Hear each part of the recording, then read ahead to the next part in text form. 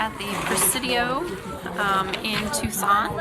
I think it's Prisidio San Agustin, and they are having a living history day. So we're seeing demonstrations on all different things related to southwestern Arizona, and they're also celebrating the birthday of Arizona. So we've got candle making Valentine's here. candle.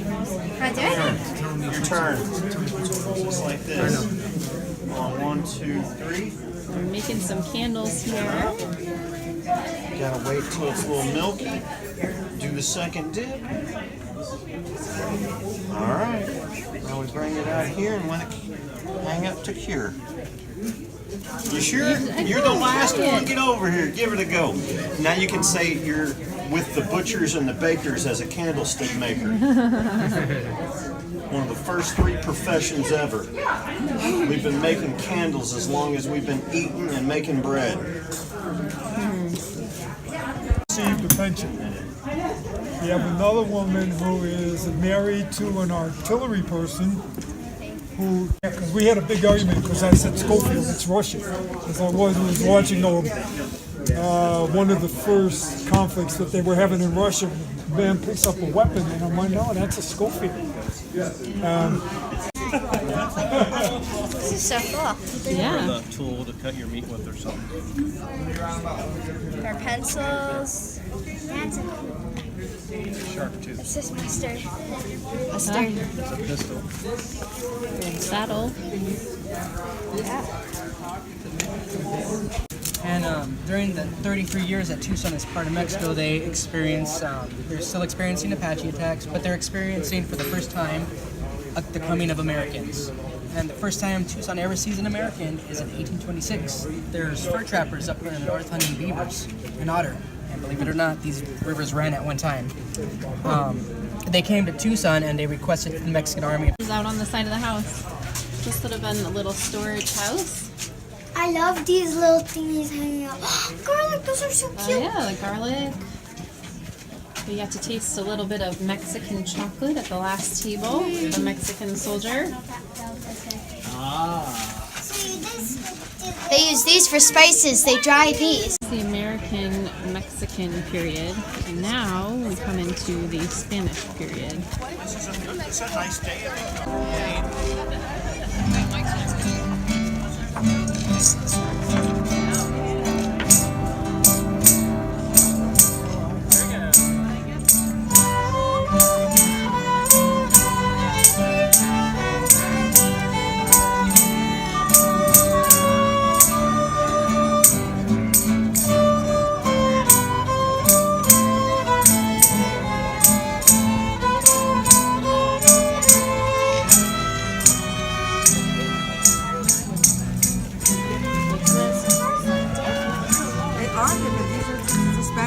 Cards. So this is their form of a club. And tortillas and hot chocolate.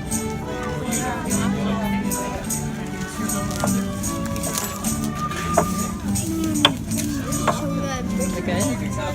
You get the whole one. Hey, yummy. If you want, there's butter and there's jellies back there if you want some. Yeah. Ooh, do you want to go put butter and jellies on it? We have prickly pear, butter, mesquite, and prince jelly. Really good. This would have been a soldier's house. Actually, I'm sorry. Look at the beds. I just put it like this. You know, I used to do spinning wheels, my grandma. We did that. One time we went with the hands, and we went with them ways. Do we have a trash? Table. Wow. The ceilings. This time it looks like they used mesquite branches. Mommy, remember they got the crayon that said our name on it? Remember that time? Oh, look at guys, they cut a little hole in the corner. Look at they cut a little hole. Oh, they're doing camera hole. This is where they would have the... No, don't do that, Nick. A little hole for the smoke. Called creosote. This is not called creosote. This is called creosote. Creosote when it rains. good. In the desert, there's nothing like the desert after a rain. It smells so good. And it's the creosote. And I just learned from a Some games were just for educational purposes, and some games were just for fun.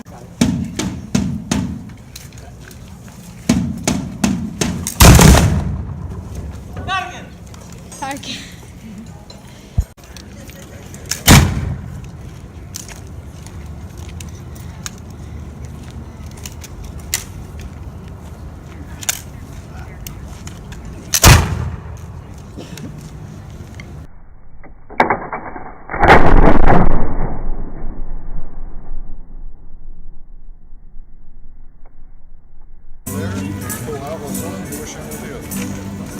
Switch. Good job, Tim. Now keep going for 12 hours. And you get a 15-minute break for lunch. There, you can try it. Some of the tools used. Then they make a spoon and a horseshoe. Look, it's a horseshoe. Yeah. Horseshoe. And a spoon. This is the pit. This is actually a prehistoric ruins that they found.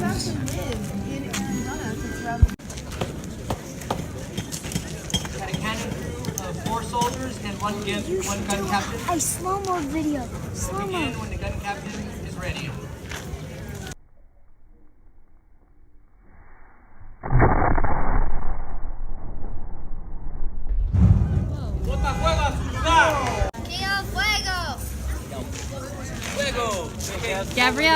Gabrielle, don't worry, it's not gonna go off. Light it off. Naomi got kaboom.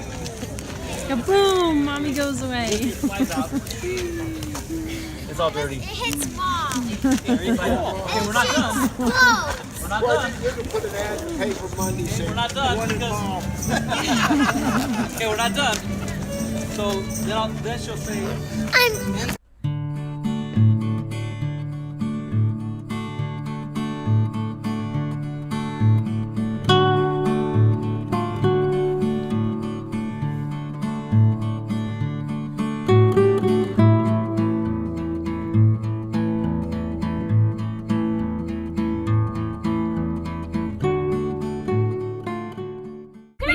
good time today at the Prisidio. It was really fun to just kind of see what life was like back then, and really enjoyed it. Somebody was quite tired. His little legs were moving quite a bit today. So.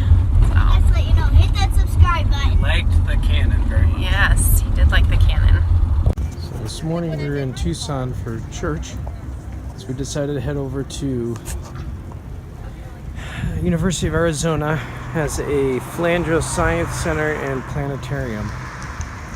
We had bought a pass called Boonshaft Museum's Pass for on the road, and this is one of the ones that they cover under it. So we're gonna check this out, learn about some of the planets and some science.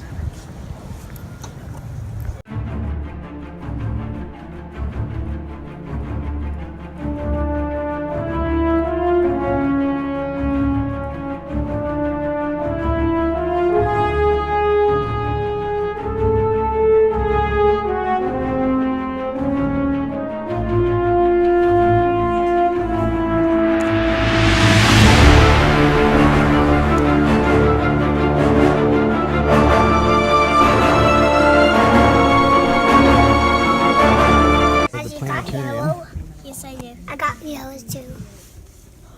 Everybody's For the show. You look like we're getting ready for takeoff into a Star Wars movie. There's a couple of Jedis. Oh, look at your things glow, guys. In the back. What? They glow. Where? Glow bands. What do you think, Nick? You gonna have fun? This is cool, guys. Look at this. How would you like to have a bedroom like this? Would this be cool? This is Mm-hmm. Midgets and dwarf planets. The rocky midget planets are all located in the inner part of the solar system, close to the sun.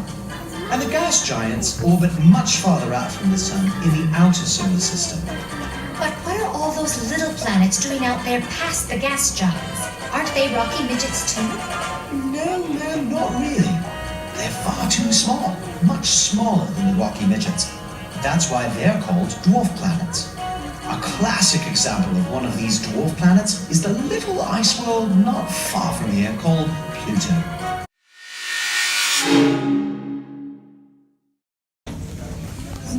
You guys want to make a spaceship too? Yeah. Cool, just go ahead and grab some materials and try to make a fun looking spaceship. We make a spaceship, Cabs? Nick?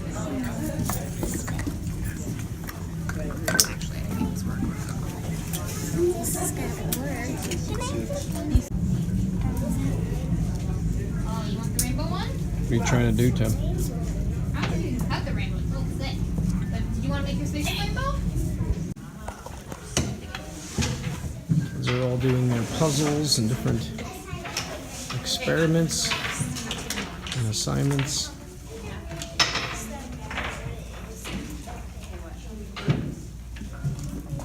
How you doing, Gabs? You having fun?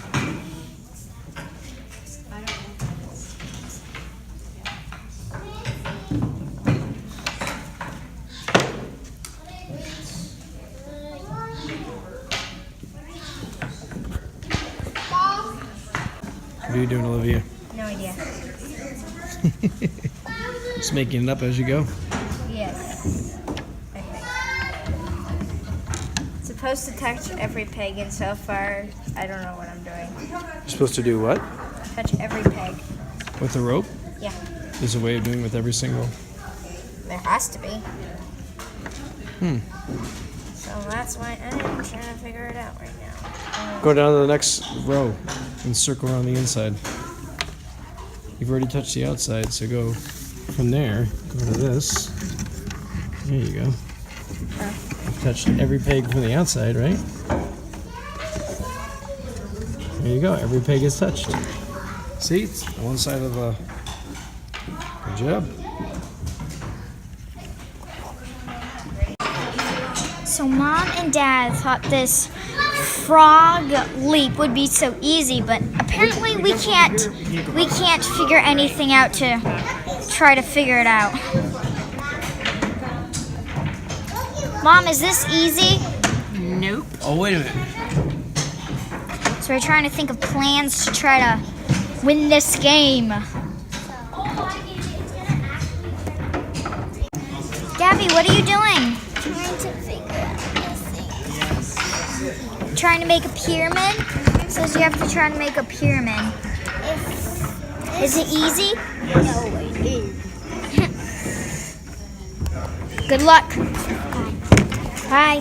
So this was actually like one of the last puzzles I learned just because I could not wrap my head around it. Yeah. So the way you want to think about this is you want to get these guys from this side to that side, these guys from this side to that side. So you want to interweave them. Okay. So you want to try to go for every other one, and the trick to do this is to try to avoid the double. And what I mean by that is, as soon as you get two colors, that's what we kept running into. Yep. then these guys can't move. So if you go with that concept, you are left with every single time with two options: either move forward or jump. So I'm gonna go here. Obviously, we have to jump, so we're gonna jump.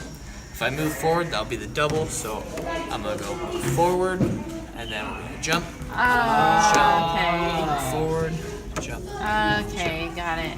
Jump, and then so on and so forth Got it. until we're at the very end. So it's almost like the teams are taking turns by the time they. Alright. Oh, so all one goes one way and then pretty much all goes the other way. Yep. So you do color by color until you're at. Yeah. Ah, got it. Thank Awesome. you. Thank you.